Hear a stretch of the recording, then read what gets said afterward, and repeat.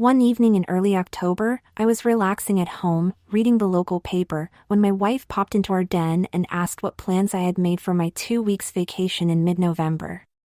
I told her that, quite frankly, I hadn't given much thought to what I might do. "Great," she replied. "I have got just the thing for you then. Look at this ad in the personals." I took that section of the newspaper from her and found the ad she had circled. It read, "Mistress Christie's Training School, a 10-day retreat for submissive men. Call 716-5922 for details. I called earlier today and made the arrangements for you to attend," she said. "Mistress Christie assured me that you would enjoy the program immensely, and you'll get to meet other men who enjoy being submissive too." I asked her what the dates for this retreat were, and she replied that the sessions began on a Sunday afternoon and lasted a full 10 days. I could go and still have some time to putter around the house when I returned before going back to work. "It's all set, then?" I asked.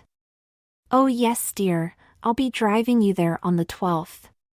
Your tuition is already paid and I just know you're going to have a lovely time."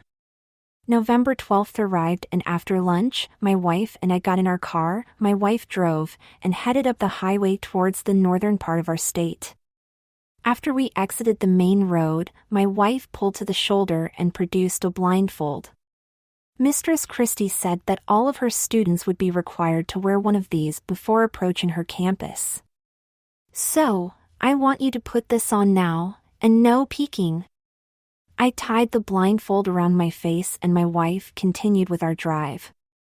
It seemed to me as though we traveled for at least another half hour before I heard the crunch of gravel and the car slowed down. My wife spoke to someone, a female, by the sound of the voice, and I detected a gate opening because of a metallic squeak, and the car moved on again. We traveled for about another 5 minutes and I sensed the vehicle stop and my wife announced that we had arrived. She removed my blindfold and we both got out of the car. We were parked in front of a huge, ivy-covered brick building. It appeared as though it might have dated from the Victorian era. The lawns surrounding this edifice were beautifully green and meticulously manicured. "Well, let's go in and get you registered," said my wife. "What about my luggage?" I asked. "Don't have any," she replied. "I didn't pack anything for you because you won't need anything.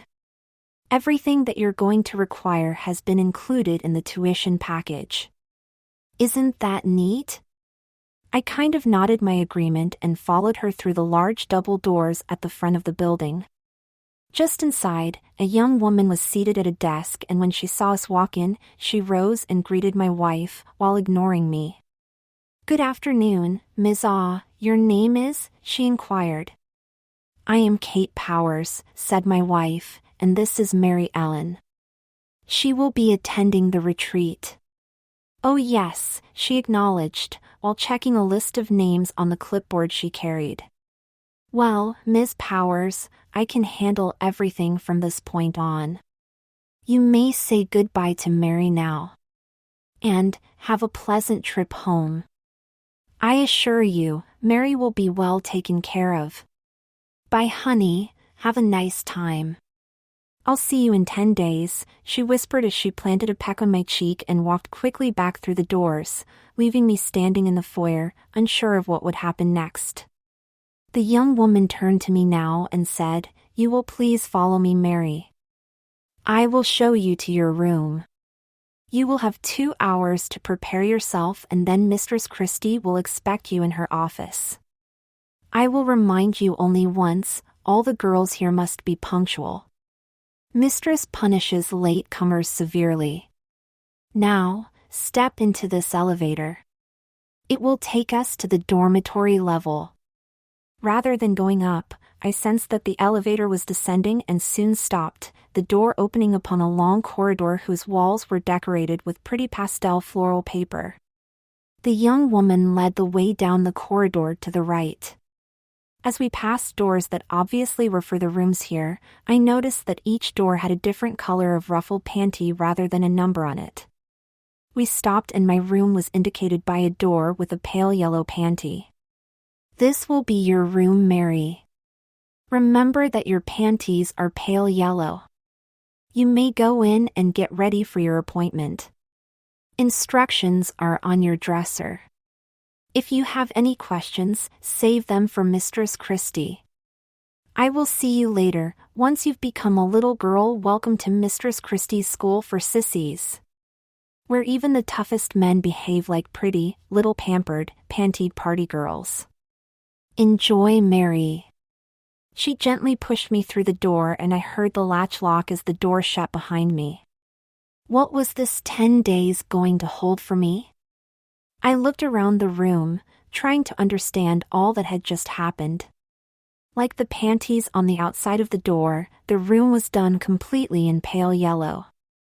There were windows, fake of course, with yellow ruffled curtains. The bed was done up with a yellow comforter, yellow satin sheets and pillow shams. There was yellow floral wallpaper. The bathroom was all in yellow.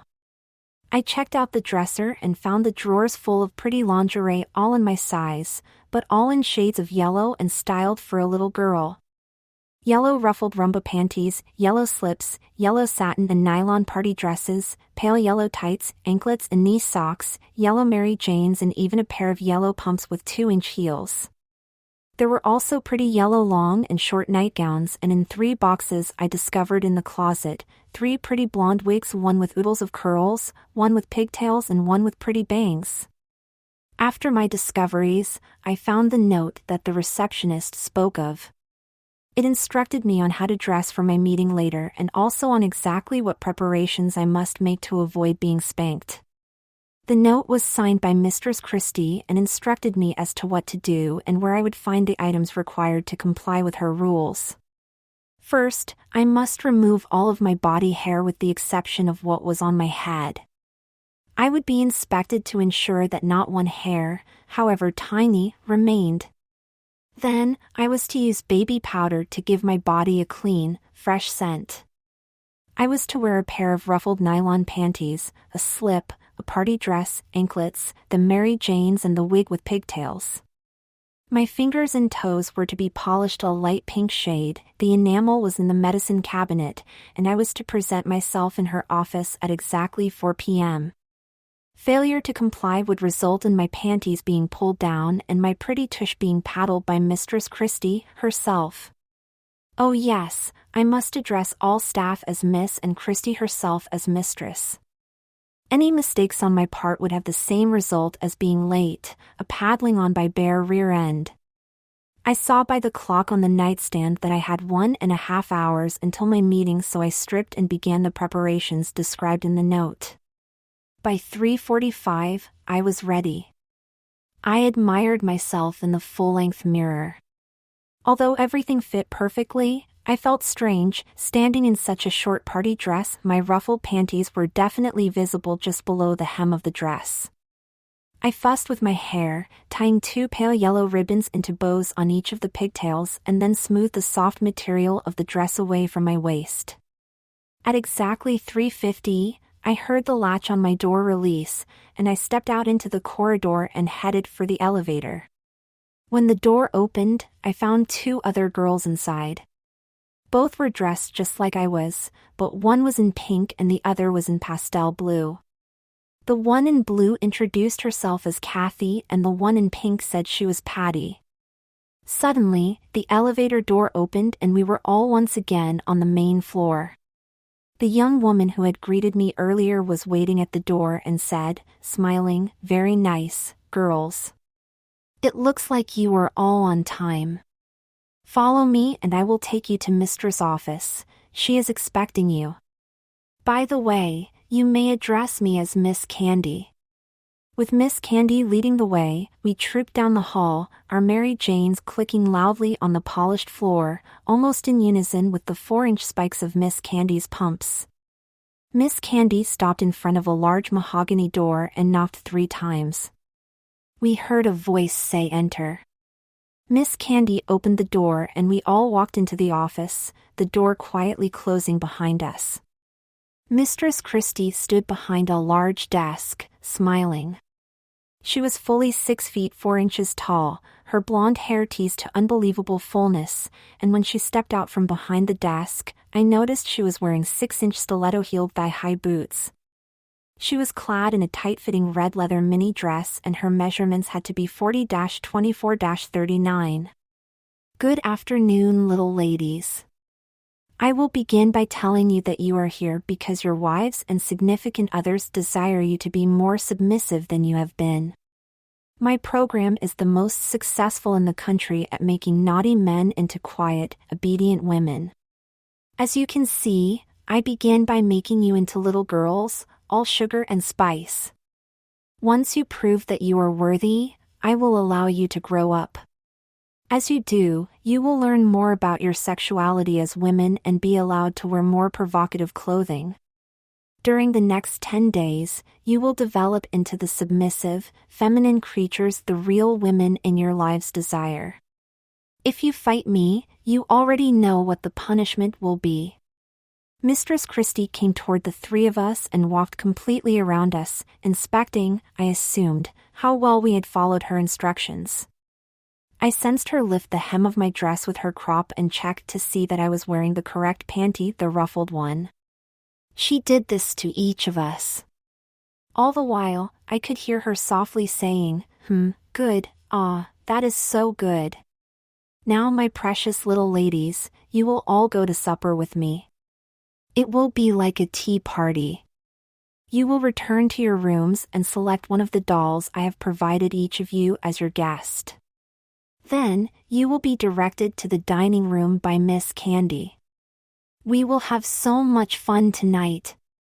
Depending upon how well you do at this party will determine which ones get to take the next step figure enhancement. Isn't that exciting? I know you are all anxious to see yourselves blossoming. Now, go. We all said together, yes. Mistress Christie turned and left her office. Down the hall and into the elevator we walked, back to the lower floor for me, up to another floor for the others. I entered my room, the yellow pantied one, and found the doll that Mistress had spoken of. It looked just like Barbie, tiny waist, generous bosom and dressed in a slinky silver gown and ridiculously high heels. I took it with me, left the room and took the elevator back to the main floor. Kathy had a Barbie too. Patty had a teddy bear. I was taken to the dining room and seated at a large table. The food was served by pretty girls, all dressed in identical outfits, short tutu skirts of pink satin, silky white blouses, pale hose and 6-inch white pumps. They all had long blonde hair a la Dolly Parton and none said a word. They served the meal, poured drinks when necessary, removed dishes, but never said anything. Mistress Christie observed them with a watchful eye and also us for that matter. When the meal was done and we were all licking huge lollipops for our dessert, Mistress Christie made an announcement. 2 of you pretty pantied girls have passed the first test here. Kathy and Mary may go and stand by the door. Patty, you have not passed. Come here, lift up your dress, pull down those panties and bend over. Patty did as Mistress commanded and after she bent over the chair, Mistress slapped her bare behind 3 times with a large flat paddle. I could see that Patty had begun to sniffle and tears were not long in coming. However, Mistress then helped her pull up her panties and comforted her, telling her that she knew she would do better. We were then all dismissed and told to be ready the next morning for breakfast back here in the dining room. With Patty sobbing, we all returned to our rooms. Upon opening my yellow panty door, I noticed that some changes had taken place in my room. The babyish style of decoration was gone. The room now resembled that of a teenager. I had a record player, albums adorned the walls. Also rock star posters. My bed was covered with all kinds of stuffed animals. When I checked the dresser, I found that all the little girl underwear was gone. Now, I had cute baby dolls, teen-styled, panties, bras and the typical lingerie of a teen. The closets contained short, tight skirts, bodysuits, some blouses and sweaters, and a floor-length yellow prom gown. A note explained that I must wear my choice of nightgown to breakfast tomorrow, my choice of skirt/top to lunch, and the prom gown to dinner. I would find a variety of cosmetics in the bathroom and could use as little or as much as I wanted. I realized that this was another test.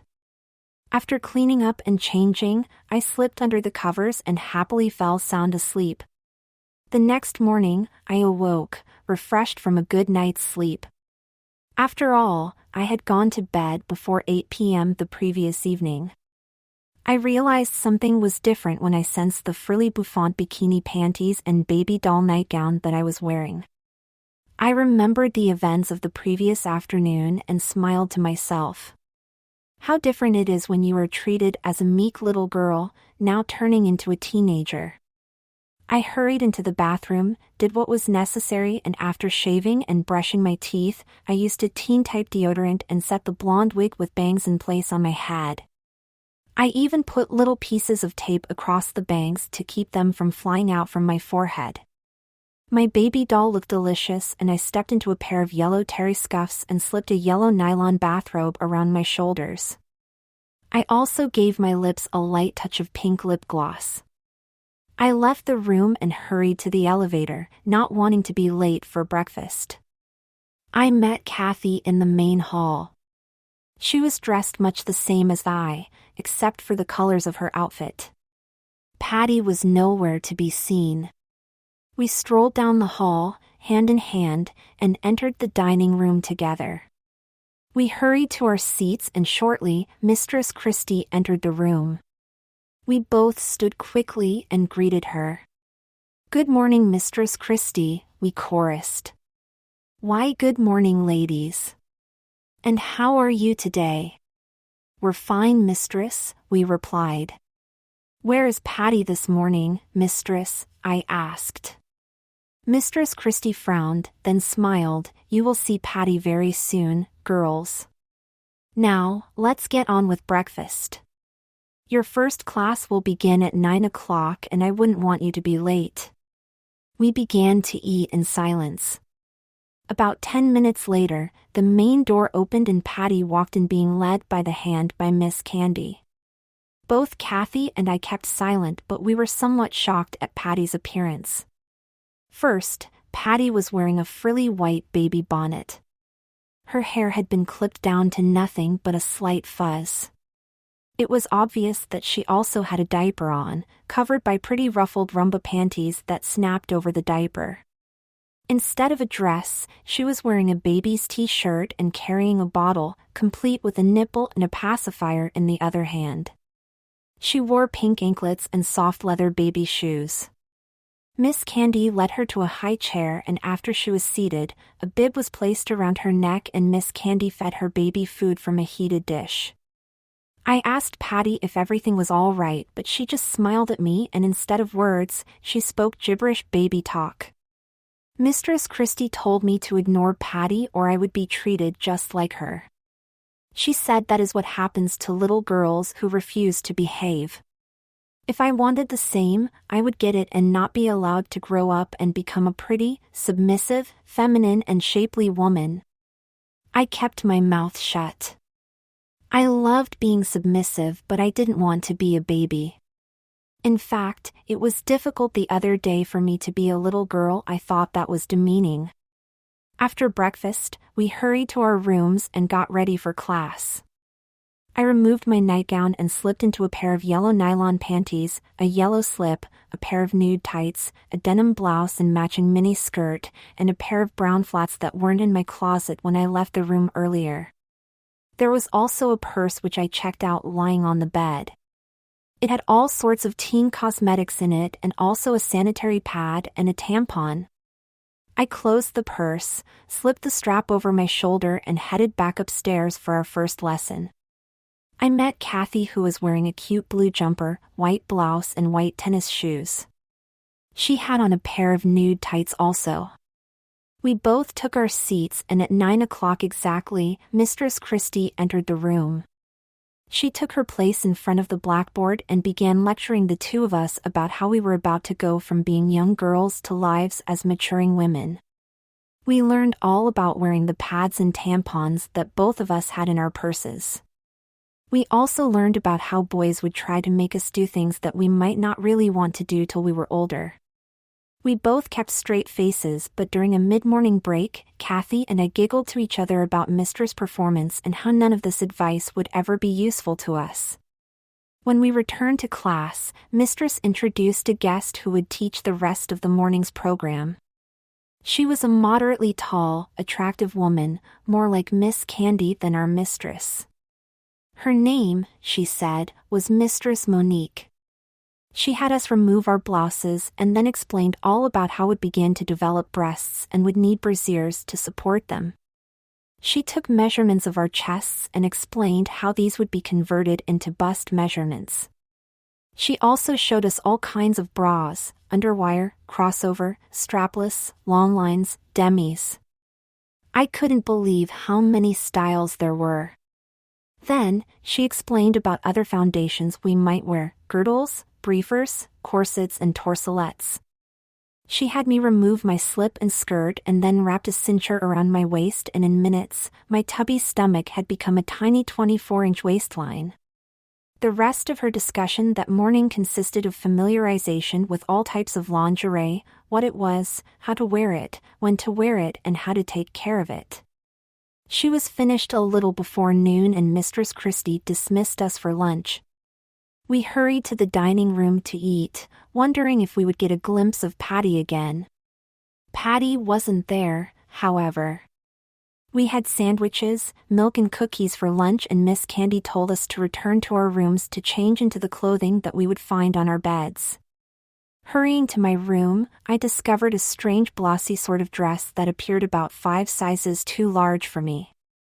There was also a pair of shoes that made me waddle when I tried to walk. Then it dawned on me we were going to have a class on pregnancy. I slipped into the clothes and returned to the classroom where I saw Kathy dressed the same as I. Even the colors were identical now. Mistress Christie explained all about being pregnant to us. How we might get sick to our stomachs in the mornings, how we might crave strange foods and have mood swings. We took all this in, and then we were told that the next part of our class would deal with practical matters: how to change a diaper. A door opened at the side of the classroom and Miss Candy wheeled in a gurney. Something or someone was on it covered with a sheet. It was Patty, only now she was wearing only a diaper and she was crying. Mistress explained that the baby was wet and needed to be changed. Each of us had to remove the wet diaper and clean, powder and re-diaper Patty. All the while, Patty was crying and squalling. It was weird doing this for a person who each of us knew was not a baby. However, Patty no longer looked or acted like the Patty of the day before. Patty was nothing more than a big baby.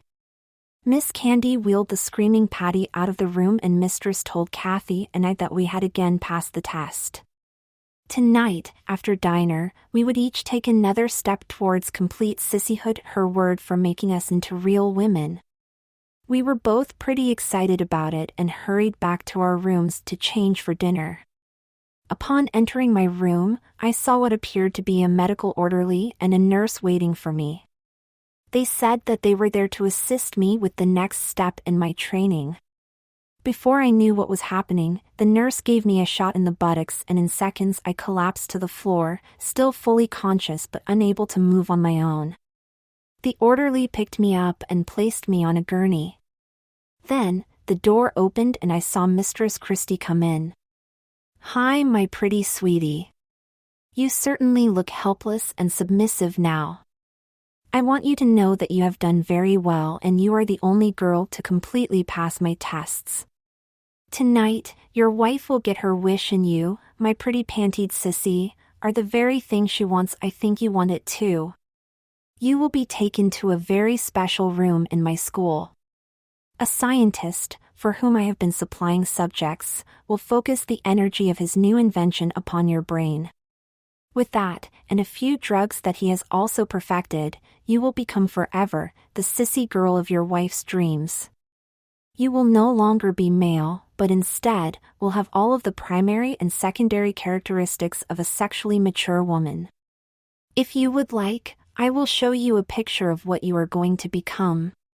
Although I couldn't move or speak or make any sound, I could see well enough, and Mistress Christie held a computer-enhanced photo of me right before my eyes. I know that my eyes probably opened wider than ever, but I'm not sure because I couldn't see my eyes, only the picture. Yes, my pretty centerfold.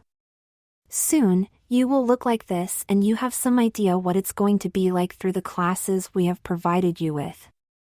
There will be more classes this week, but they will just put the finishing touches on your new self. And you will serve your wife in whatever capacity she requires of you. That is the other little wrinkle to this process.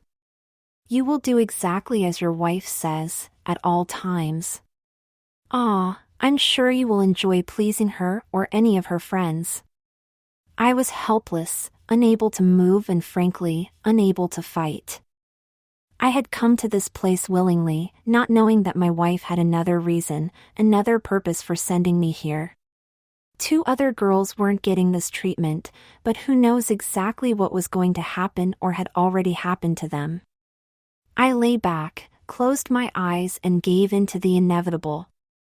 I have no idea how long I was unconscious. However, when I opened my eyes, I knew it was morning.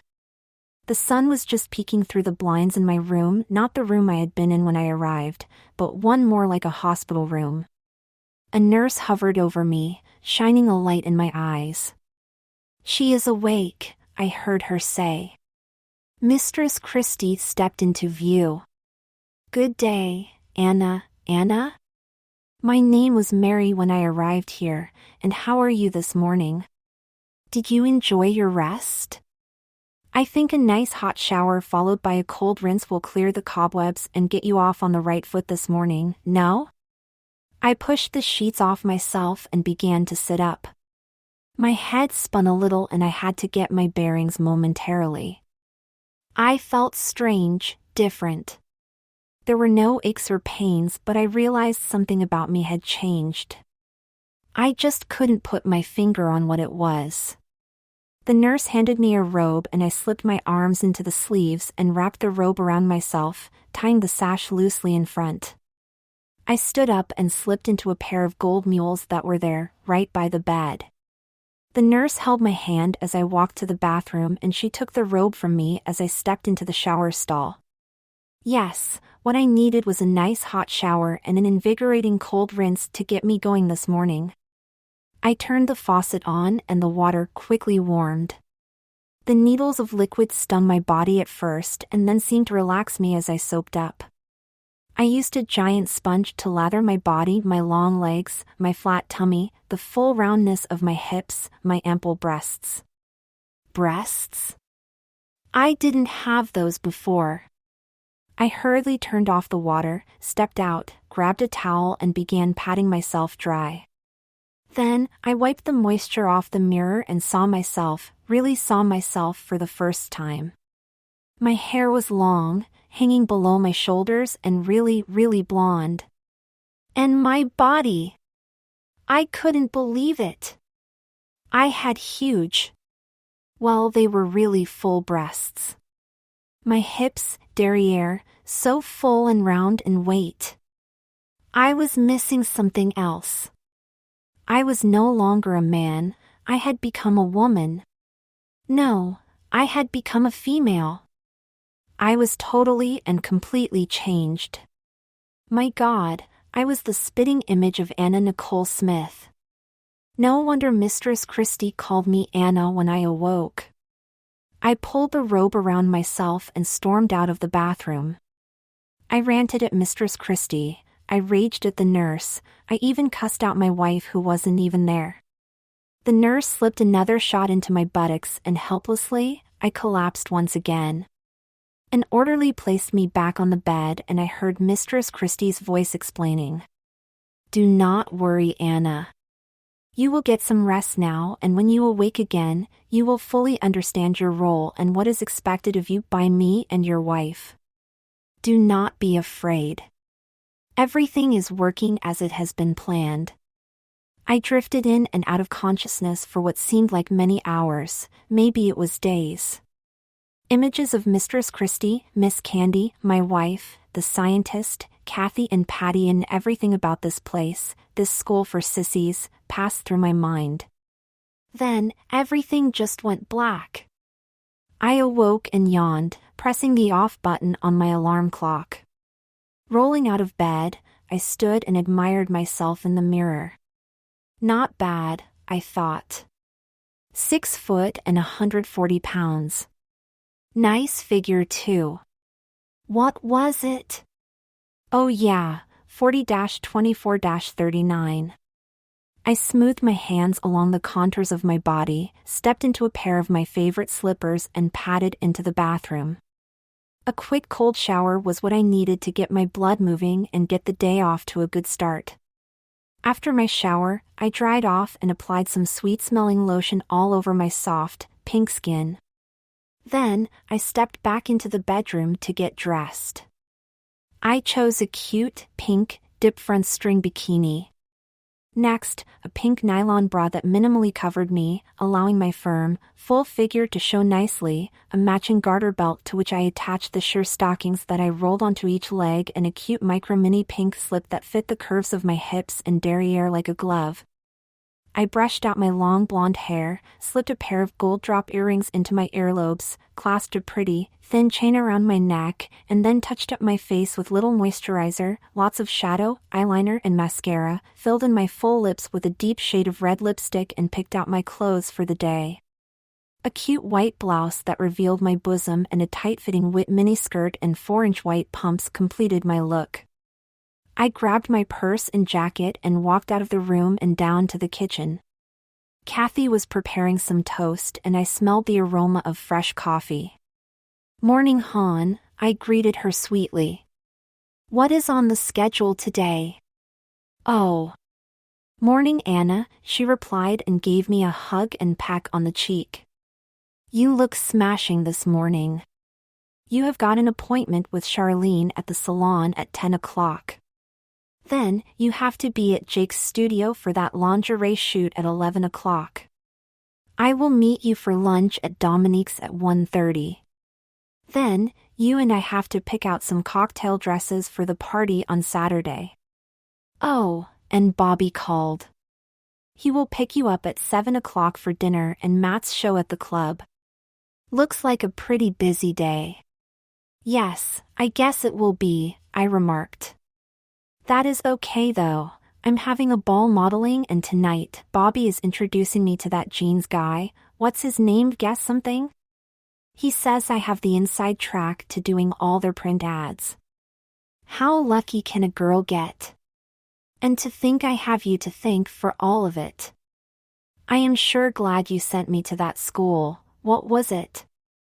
School for Sissies or something? Funny name like that. Heavens, I am no sissy, I am just your average, gorgeous, luscious, sexy female unlucky to be me. And to think I owed it all to modeling school. Hey, I was destined to be a model from the moment I was a little baby girl, a cute blonde bombshell who could make a cameraman drool, who said I needed to go to school. Then, I recalled for the first time since I had left the school, that there had been 2 other girls there with me. I had not seen them when I left and no one seemed to talk about them. "Kathy, remember when I was at Mistress Christie's school? Whatever became of those other 2 girls, Patty and Kathy?" "Oh," my wife said, giggling, "just watch the television tonight. When you see the Pampers ad, you will notice a cute little baby girl with dark curly hair. That is Patty.